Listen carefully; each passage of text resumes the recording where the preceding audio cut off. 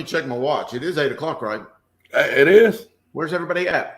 Man, after those games, I don't even know if they've recovered yet. They might be asleep. I think Gary's somewhere nursing his wounds. Alex is somewhere celebrating with his shirt off and twirling around. Alex is out drinking with Nick Drew tonight.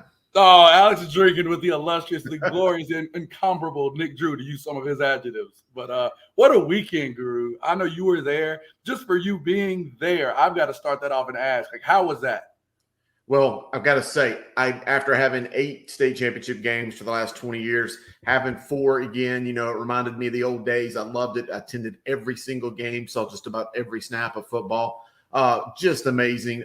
From Friday night, kicking off with Dudley and Greenville-Rose, Friday morning, Tarboro and Mitchell, made the short drive over to see Shelby and Wallace-Rose Hill, and boy, that game was the game. I've got some thoughts about that game. I think we may have swung and missed on one of our Mr. Football finalists. And then finally, the monsoons came, the rain. We're talking 30, 40, 50 mile per hour wind gusts. Yeah. The rain was going sideways. It's just amazing. It felt like, I don't know, it felt like glass hitting you. It was raining so hard, but it did not slow down the action on the field. That's for sure. Oh my goodness. I mean, that's, some great games. I watched a great bit. I mean, I wasn't 100% like you, Guru. I think I was probably about 75, 80%, but some wonderful, wonderful action. I mean, I had friends that don't even watch high school, no ties to high school football, calling me, a buddy of mine that, watches the show. He's like, Kanye. He said, this guy Kanye is good. Like, the reaction from people that aren't, always watching, and the fact that it's on, regular TV. And just to throw it out there, and, I'm not going to say we made a mistake on Mr. Football, because we didn't. I think the Mr. Football is Mr. Football. But Marion Hampton, he's the man. There's no question about that.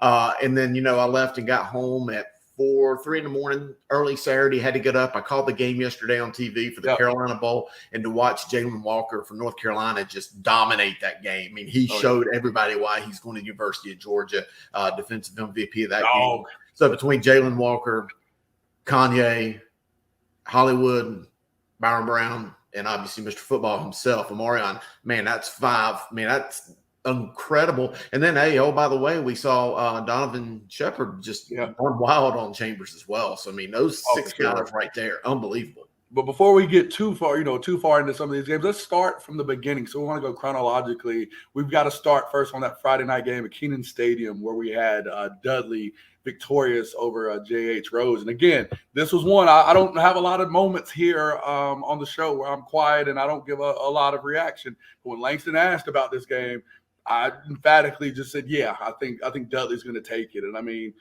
from watching it at home, Dudley just looked like they could get whatever they wanted. And really, they were successful in every aspect of football. They did, and they got up to that 21-0 lead really quickly. JAHMIER SLADE was just unbelievable. Had about 100 passing, 100 or so rushing. Really distributed the ball very well around the field. Dudley's defense was really good, and I know you hate to say they were really good when they gave up 40 points, but there, when the game was on the line, they really were strong. And I think that Dudley was just they were the leaders in the NASCAR race. They were looking at the rearview mirror, and they were just keeping just enough gap. But hey, credit Rose, Coach Will Bland, Coach Caleb Kling, Will Taylor, all those guys out there. They played exceptional. Every time you thought that Rose was out of it, hey, they hit another pass and they were right back in it. Definitely, they were, and I think it got to maybe was it 21-14, or it was a moment there. I think Rose was for a second, that, hey, they were going to score. And again, this wasn't a game where the offense for JH-Rose wasn't successful. The offense did a lot of great things, put up big numbers, and they were, they looked good. But it just seemed like every time Dudley got the ball, it's 8 yards, 15 yards, 12 yards, 10 yards. Coach Stephen Davis and OC Antonio Hall, I mean, they've had that offense rocking the entire year, didn't care who they were playing. This offense looked like that all year. The state championship game was no exception. So, I mean, kudos to them. They just have been – that offense has been phenomenal and one of the leaders in the nation as far as total yards. I've been saying it since we scrimmaged them early in the year. I said they look like a 4A team in all aspects as far as athletes, talent, speed. I mean, they really did a good job. And, I mean, outside of that hillside blemish, I mean, they really looked amazing all year. Wasn't a surprise to me that they were this successful. I'm not so sure Dudley's not the number 1 team in the state of all the classifications combined. I had a prominent head football coach from a 4-H school that sat with me and watched that game. He had never seen Dudley play, never seen Coach Stephen Davis. He came around saying that was the best coaching staff he's ever seen, talking about just how well coached the Dudley team was. He just talked about everything from the discipline of how they warmed up in pregame, just how their guys were always in a straight line, how their guys listened to their coaches. And he said that he's not seen coaches make in-game adjustments, not waiting until halftime, but in-game adjustments like he saw Dudley. I mean, those guys were really on their A game. I also thought they had the best looking uniforms of all 8 teams playing this weekend as well. They really had it going on. I mean, that hits a lot of the heartstrings for me, being, growing up 10, 15 minutes away from Dudley. Coach Stephen Davis, I mean, he's been there so long. I mean, I think was there when I was in high school. If you know anything about him, he's not going to take, any undisciplined activities going on in his program. I laughed when we scrimmaged, Guru, because somebody was sitting there taping week 1 from the stands. He stops the scrimmage completely, goes over there and tells some other grown men to turn that camera off. And of course, if you've ever been around him and seen kind of the persona that he has, they turn the camera off real quickly and put it in their bag. Coach Stephen Davis is a good friend of mine. He always walks around with that toothpick sticking out of his mouth. I mean, just a big physical man. I mean, when he talks, you know what, everybody's going to listen to him. And that entire staff, he's got 3 or 4 or 5 guys on that staff who I really think could be head football coaches at a lot of different schools. So, definitely, man. That was a great game, Guru. Like I said, my last thought, shout out to my high school teammate, OC Antonio Hall. I'm going to say it all the time. That's my brother. Celebrated a birthday this weekend. I mean, just, really did a great job with that offense. Again, kudos to them. Kudos to JHRO's. Again, they put up some points and really showed that, the high-profile, flying offense that they had that got them there. So kudos to both teams. What a great game and a way to start off the weekend. Yep. And then Saturday morning, I showed up bright and early, watched them warm up around 10:30, 11 o'clock for that noon kickoff at Kenan Stadium there in Chapel Hill. Mitchell, I don't think anybody was left in the mountains. Mitchell brought a crowd with them. From out west, a great game. It started off well. And Tarboro just does what Tarboro done. Could you imagine being a head coach and having won 7 championships? And then think about Tommy Knotts. He's got 14 or 13, but Jeff Craddock winning his 7th title. Oh, definitely. I mean, just what a great coach. And again, the system and what a contrast from Friday's game at Kenan with Dudley and JHRO's flying all over the field, spread attack, to coming in here to what I call phone booth football. I mean, both teams, rushing attacks were really good. And I mean, the beginning of this game, I mean, we looked, and again, Guru, you picked Mitchell, I picked Tarboro as one of the few that we, I think the only one that we were different on. Early on, I thought Mitchell, was definitely doing, what it took, I thought, to be in this game in the 4th quarter. I thought, Tarboro had the field position advantage early. They kind of kept Mitchell backed up a little bit, which was tough for QB Todd Tuberville and Mitchell. I mean, I thought, he was able to make some plays early, but Tarboro knew and really kept him contained. He looked like he had an injury early on. I thought he was okay and seemed to move well, but you can tell from a quarterback that liked to run around a lot, it was still something that I thought kind of limited his effectiveness slightly. But I left that game, with him, giving all great respect, and somebody, again, he's rightfully, a guy that should be on our short list. But the last piece for me that was so vital in that game, the last 2 minutes, first 2 minutes, last 4 minutes, first 4 minutes of the end of the first half, beginning of the second half, I thought turned the game. Tarboro scoring that touchdown right before halftime to go up with, I think, 6 seconds left. I mean, something to go up 14-7. Great. And Tobias Joyner, I mean, he was just so good around the end. I mean, Mitchell came in with an excellent game plan. Coach Travis Pittman, they played great. They contained them, but they just couldn't get off the field a lot of times on 3rd down. And, when you've got Tarboro in that T formation, and I swear it looked like they was running a double counter, and you didn't know which one of these guys had it out of that backfield. It was just so hard to understand where that ball was going at times. Mitchell played well, but just every now and then Tarboro would get around that edge. Tobias Joyner had about 132 yards, 2 or 3 touchdowns. He was the game MVP. Just couldn't do it. And then, Mitchell scored, I think, to tie it up 7-7, and Tarboro ran the kickoff almost to the backfield. And the play of the game for Mitchell might have been their kicker, number 6, stood in the way and just took it. He got over there. It was like, the far sideline. He ran over there. He ate it. Now, I'm going to tell you what. I watched that guy on the sideline for quite a while. I think he paid for that hit. I think he was hurting. But, man, I'm going to tell you what. He earned some respect from his teammates stopping that kick return for a touchdown. Oh, definitely. And again, like I was saying, like you said, that key play right there in the end of the first half, and Tarboro getting the ball in the second half and driving down and getting that score. it really kind of put that game out of reach. And I mean, one of the things I do love the discipline. I love the misdirection of the Tarboro T, of, kind of the compressed rushing attack from Mitchell, kind of in the same vein. It gets tough, though. You get 2 touchdowns behind, you get 3 touchdowns behind. It really becomes a situation in which you're going to struggle to be able to make that up, especially with Tarboro being so effective on offense. So it was a great game. Again, a blast from the past, but, that Tarboro T is still so effective. People love to go spread, and people, like to run their offenses. Again, I'm a fan that way, but I love series-based football, and I think that's what you got with Tarboro. Coach Craddock and that coaching staff knows and runs that offense to perfection, and they really understand how the plays are married together, which is why in those key third and long, some guys are looking for the quarterback to rear their arm back. You're going to get a counter or some form of misdirection from those guys. They were able to do that and be effective on third downs, where Mitchell, kind of struggled a lot of times with third and long, and where, even though they put the ball in the hand of their game breaker, Todd Tuberville, they weren't able to make those key plays in order for them to be successful. Absolutely. That game was over. I made the short trip out to the east, to Raleigh, to NC State, Carter Finley Stadium. A great place for a football game, by the way. Game of the weekend. Parking was great. The environment was great. I like the stadium setup. Again, it's still too big for a high school game, but still, nonetheless, it was great. NC State's coaching staff, they were all great. Hospitality for a lot of us guys that were there hanging out.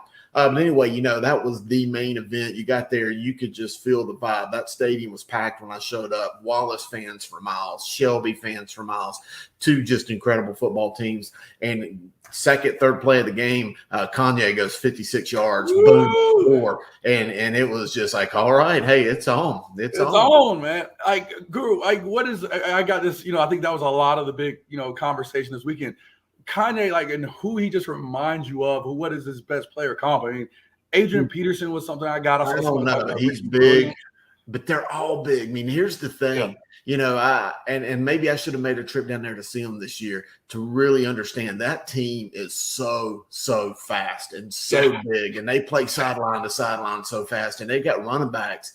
I mean, I tell you that I saw about 8 or 9, 10, 15 of those guys that absolutely would fit in up here in the IMAC. I mean, for sure. No, that's very clear. Athletes are so well coached. Coach Kevin Motsinger and all those guys, they do a good job. But Kanye is just such a big physical back. I'm trying to think of somebody that I don't know, maybe Eddie George. I mean, somebody that's big. I mean, Adrian Peterson, maybe not quite as big, but I'm going to tell you what, he puts that forearm to somebody. And that's what I was about to say. It's just one of those things. I don't know how strong he is because he's so fast. It's one of those. It's like, hey, if I've got a Ferrari, I'm not going to be sitting here in traffic if I can get on the Autobahn and go 100 miles an hour. So it's seeing him really utilize that some, because I mean, Shelby had enough, amazing talent that was going to require him to step over a couple guys. But you could see that even, a Ferrari moving that fast, I'm not trying to get on the road and get in the way. So that was one of the most fun things I think of the weekend. People trying to figure out what his comp is. But I mean, he showed his, behind out that game. He played extremely well. And I was just so happy for him to be on a big stage and for people to see. He looked like he was in OJ's big Bronco, but once he got through the line, he was in a Ferrari because he was gone. I mean, he was just that kind of guy who runs so well between the tackles. Then he gets out and you're not going to get him. And came on Drummond as well. Came on Ferrier. Got his name wrong. Incredible. I mean, they had 3 backs back there, and they were all just getting big chunks of yards. Oh, and they were in that wing T, offense. And you knew, I mean, even though Kanye was a guy, I mean, those guys also had big explosive plays as well. I think both of them are juniors. I think, or at least one I know is a junior. They returned their 1,500-yard backs. Those guys are going to come back. I mean, Kanye is a big loss, but we'll talk about Kanye, and we're going to talk about Daylin Lee here in a moment as well. But Daylin Lee, he threw for miles and miles and miles as well. As A Bridges, that one receiver they've got, they got like 5 of them that can just go to the house. It was incredible. As good as Wallace was.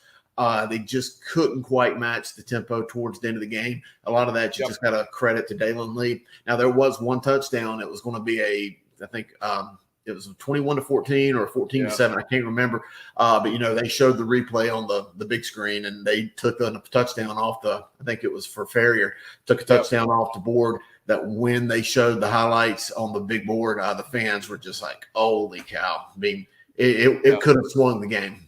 No, and I agree. But I do think the one thing, and I mentioned it on the show, that's tough. I mean, we talk about, state champion a lot of times. I mean, we'll talk about in the 4A game how it's rare that it wasn't such an uncommon, opponent. But when you see these guys that you're not used to, the big thing is you can kind of, I don't want to say handle a rushing attack, but again, you've seen some of these rushing styles, certain plays that teams like to run.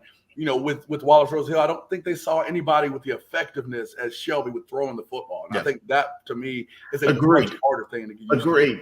But I also think, when you start looking at the schedule, you look at Northeastern, you look at East Dukeland, and you look at Princeton, some teams that were neck and neck with Wallace, and you see just how tough Wallace was. I think that raises some stock for some of those Eastern teams. And, I think they really, truly had some dogs this year. No, and again, I mean, we've highlighted some of those guys. I mean, we knew, I think it grew. I'm used to being around you, so I think for me it's a little different because I'm able to understand those guys. Again, you highlighted Kanye and brought him to our attention months ago. I mean, months ago as a guy that we need to watch, and he proved that. And again, we were seeing, again, Northeastern. We've talked about that. Talked with Coach Moore. I mean, we know the type of talent that they have out there, and I think, like you said, it shows and gives some respect to some of those teams. And it sucks that we can't get those teams to be able to travel, or some of these Western teams to go out and play, because my goodness, this was such a fun game. I mean, who wouldn't want to see Shelby go play Northeastern, in next year or something? Or who wouldn't want to see Princeton come down here and play at Kings Mountain or somebody? It's tough because of the travel, but I think there's some great teams and some very talented teams on the, down on the East. And again, this weekend was a little bit of a reckoning for the East. I mean, I think, after the last 2 years, only winning, I think it was 2 of the 16 state championship games that were held in 2018 and 2019 and 2020. Seeing this year, we finished up, of course, 2-2. We're seeing some of these players, and we're highlighting a lot more of these players from down east. That's been good, and they showed up big in some of these big games. Yep. And then finally we had the nightcap, and, just so much anticipation for this game. Just being on the field for pregame warm-ups, both of them, just hearing some of the guys going back and forth. It was incredible that you could just cut the atmosphere, the electricity with a knife, being out there in between the two teams during pregame. It was everything it was built up to be. We had our guy, Alex's guy, Nick Drew. He was out there talking to me. He was telling me, yeah, you picked against us. Yeah, you picked against us. They were all out there, and I'm the bonehead that decided to show up to the game in orange. Didn't even think about that. So all of a sudden, I had Coach Stephen Wright coming up to me saying, man, you're wearing their colors. I was like, nah, I didn't mean to. But no, it was awesome. It was an awesome time. And then all of a sudden, the first quarter starts. The heating was just immense from both sides. That first play, James Pierce just comes there into the backfield, causes all sorts of chaos. Oh, yeah. He showed what kind of a talent he is. And credit to Gibbons. They had that 34-yard strike early. Connor Clark hit Shotwell. Maverick Shotwell, 34-yard, just a smooth back shoulder fade right there. Got up 7-0. Next thing you know, the monsoons come, and it was raining. Yeah. It felt like glass hitting you. 30, 40, 50-mile wind gust. Oh, for sure. I mean, and this was such a great game. I mean, I think, you had two teams, epic conditions, unprecedented level of rain. I was a little frustrated that, playing on grass, of course, second game of the day, the field was a little chopped up, really made for some challenge. It was really slick even when it was dry. I will say that. Yeah. And I think that was one of the things that was tough. And and for a zone-based running team like Chambers, I mean, it put them at a significant, I don't want to say significant, but definitely at a disadvantage.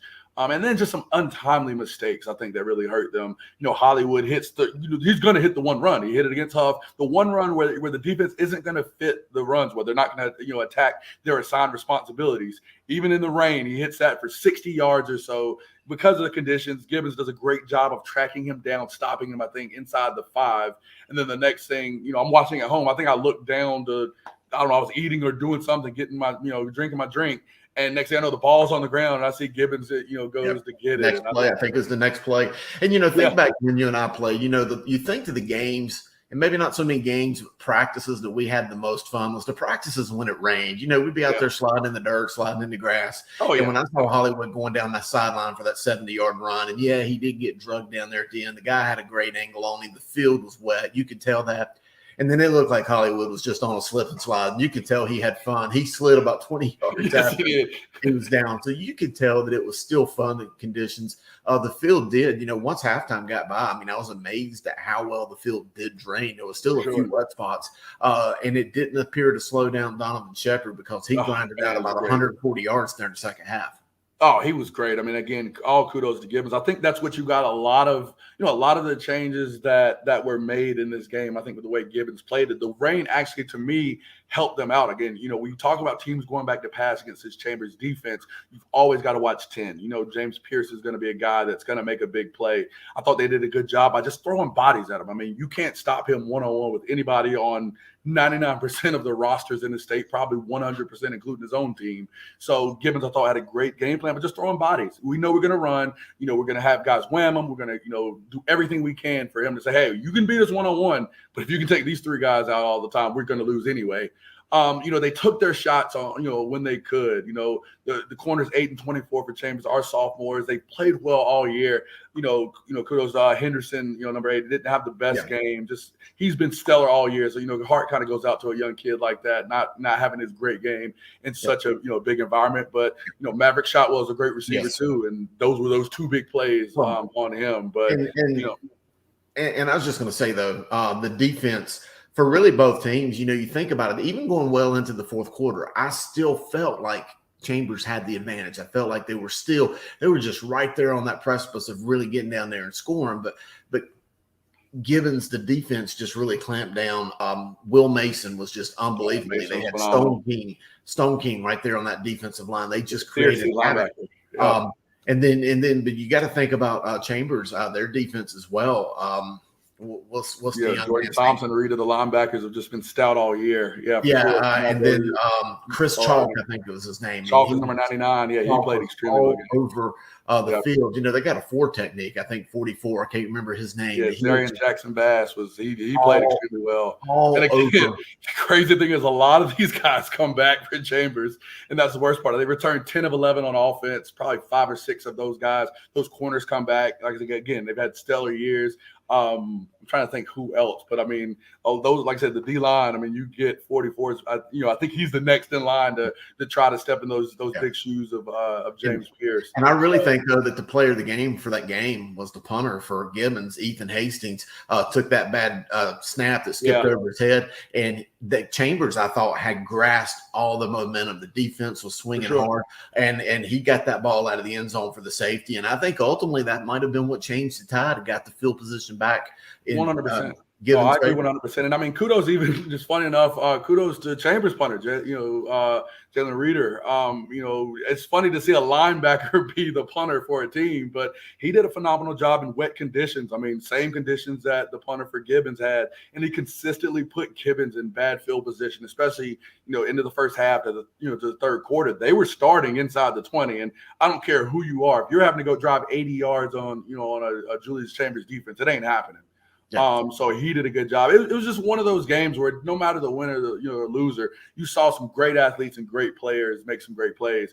I just hate it for Chambers. They weren't able to get the ball to their guys as much. Hollywood was able to get it, but we wanted to see Conception get it, in a lot of different ways. They got the ball down the field, I think, early in the second half. I think it was the first play of the second half on kind of a 4 verts down the field. So I thought it was a sign of some more downfield passing or things to come. But unfortunately, we didn't see that as much. But again, no tears for Chambers as they return a lot of guys back. And I mean, you'd be a fool not to expect them to be in that same situation next year. So yeah, no kidding. And just to put a bow on the championship recaps for us here today on Talking Preps.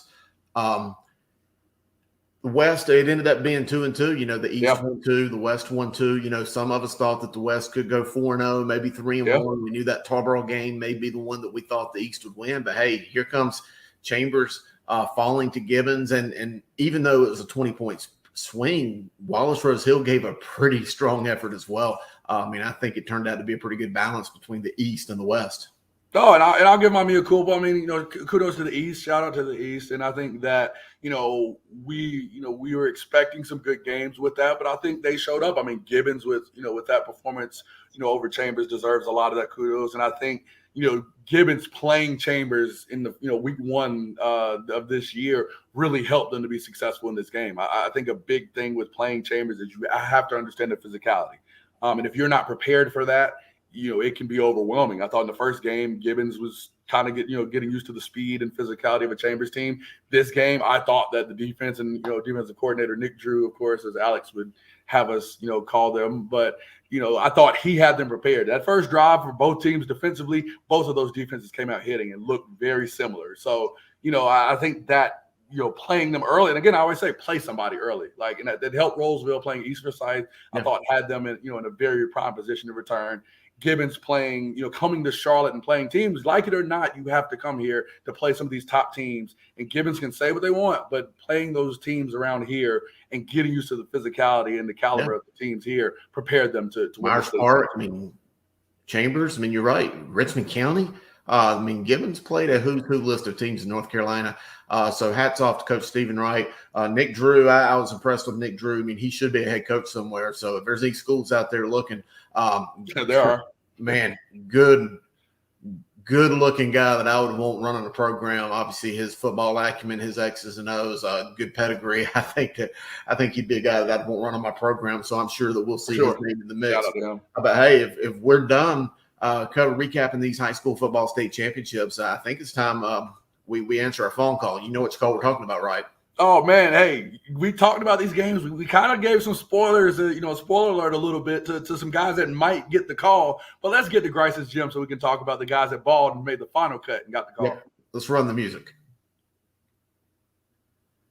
All right, man, here we are back at it, the music playing, and let's take a look at it. We've already mentioned most all of these guys' names already. You mentioned kind of giving the spoiler alert, but Grice's Gym's coming at you right here, the championship edition following the 2021 state championship games.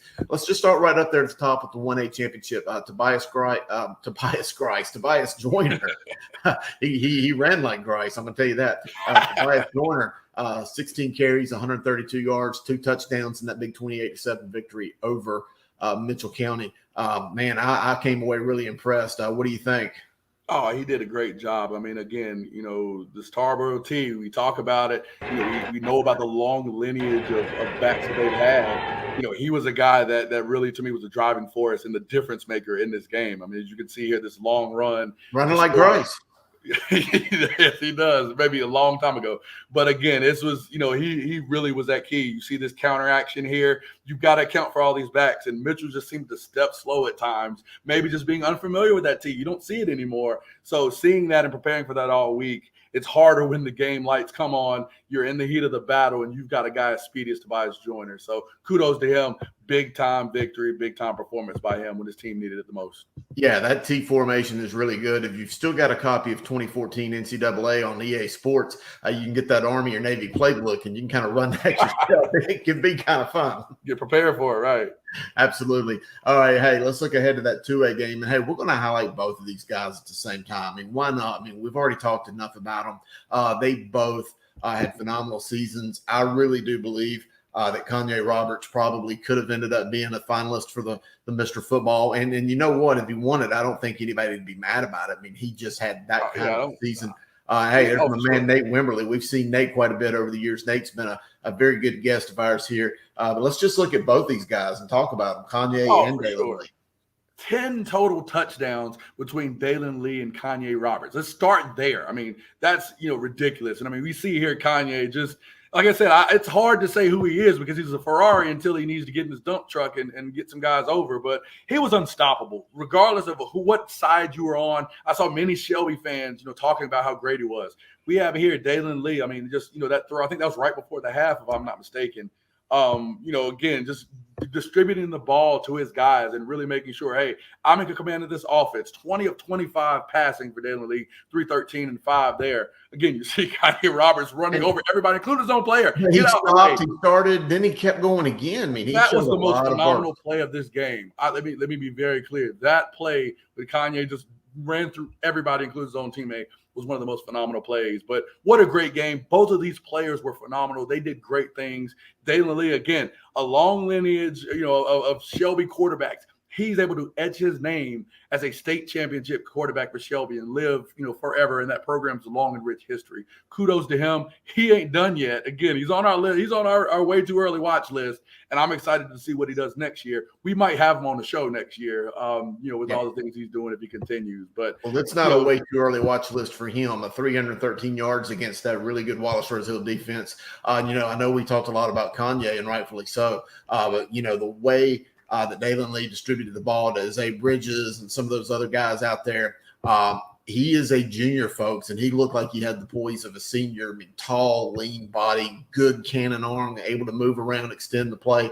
Daylin Lee, I'm not saying he'll be in next year's final three. That's a stretch at this point. We don't know what happened, injuries and so on and so forth. But I have a feeling he'll be on the short list this time next year when we're talking about Mr. Football. Without question. Yeah, absolutely. Well, hey, let's take a look and move it forward right here and go to Will Mason, who just had that.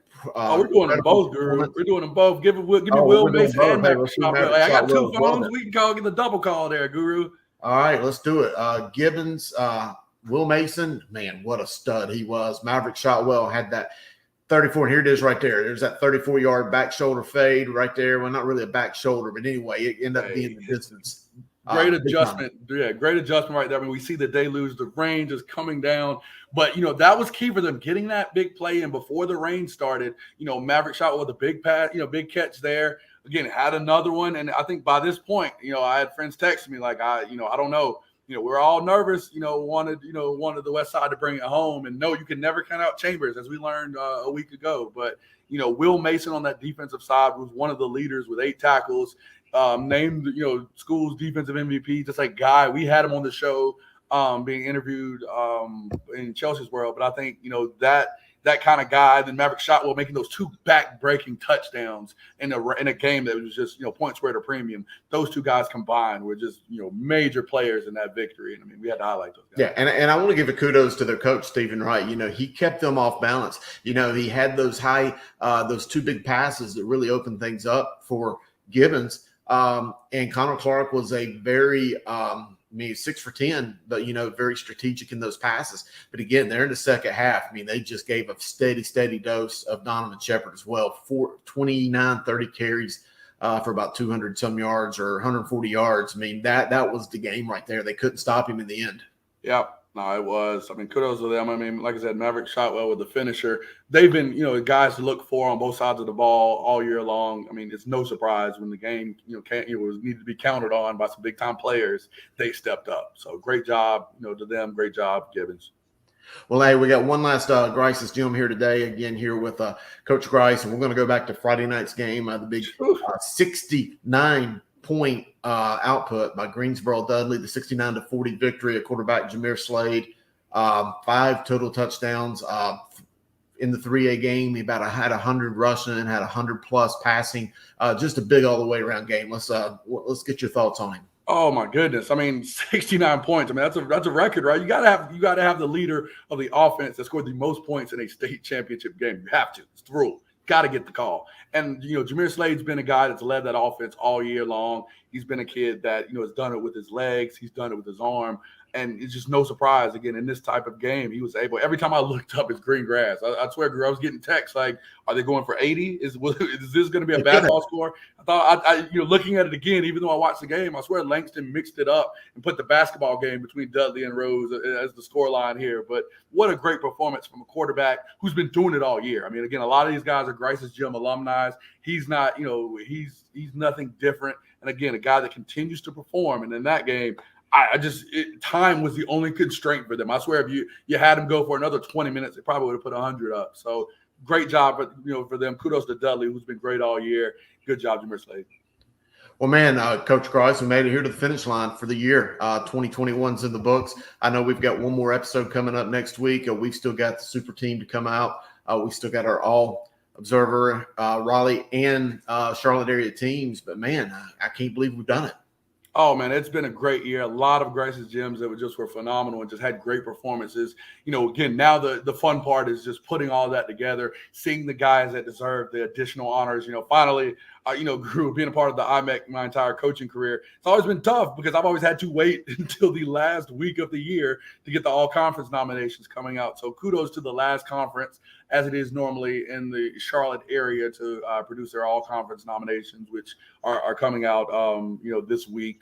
And again, the fun part of now the extra accolades of All Observer, All State, and I feel like we're doing All Universe the way we keep going. Super team to fight the world. But, it's going to be exciting to look at these numbers and reflect on some great seasons by some amazing players. And I think this weekend might have put some other, additional imprint in a lot of people's mind to say this guy deserves whatever it is that we can give out. Yeah, no kidding. And I still can't believe that the other guys played hooky on us tonight. I mean, Griner, I'm surprised at him and Dale, and we know about Gary. He's playing over there hiding. I can't believe they didn't want to get in. And even Langston. Langston's probably out watching basketball tonight. Well, he saw his son with the big-time upset over Kentucky. I heard Langston, he's probably on TV right now, hooting and hollering, yelling and being able to watch his son do great things. So, kudos to the Notre Dame team. Kudos to Trey. Kudos to all, Langston, who probably is somewhere with the shirt off, throwing it around his head, still celebrating and singing the Notre Dame fight song. But, either way, we get it done. We wanted to make sure that you guys were able to, to catch our recap. These were some phenomenal games, Guru. Every year I feel like I keep saying, oh, this year is better. Oh, this year is better. But the drama, some of the performances by a lot of the players, the different styles of getting it done. You've got a team that runs a T formation and a team that threw for 300 yards and had probably 600 yards, total offense. I love the different styles and the way teams are getting it done in different ways and being effective utilizing the players they have. Guess that's why they're in the state championship game, though. But it was such a great weekend of football. Absolutely. We had a great time. We had a great season. We're going to come together again as a team one more time next week. Hopefully we can bring all the crew together, including Chelsea. Again, hats off to everything she's done this year. Yep. But hey, I'm Grice. That's the guru. I'm the guru. I love it. Grice. Let's get it right. I'm trying to be like you. We had a great year, great time bringing you this recap of the championship games here tonight. Yep. Hey, shout out to my friend Margot Long, the athletic trainer at Chambers High School. I showed up on the sideline pregame, and she had an ice-cold sun drop waiting on me. You want to talk about having fans at the show? She's my new number one fan.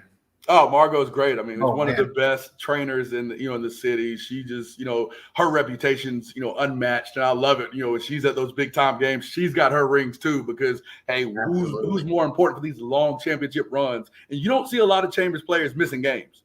You don't, and that's kudos to a great athletic trainer. She's always someone that she'll give us praise and talk about us. But we said something she didn't like. She's getting in our face, and even though she's shorter she's giving me that look. She somehow gets face to face and lets me know. The trainers have all the bags of ice, that big bucket. She had sun drop buried deep in there because it felt like it just came out of the iceberg. But again, we appreciate everybody. Hey, Coach Grice, I'm the guru. We've had a great time. I know Langston is somewhere back there, probably in California, pushing the buttons, but we appreciate him. I hate the crew didn't miss us. I wish we had Coach Griner to give the final word, but I guess we'll just kind of do it together, and I think that's a wrap. Yeah. Oh, yeah, man. All right, we'll catch you.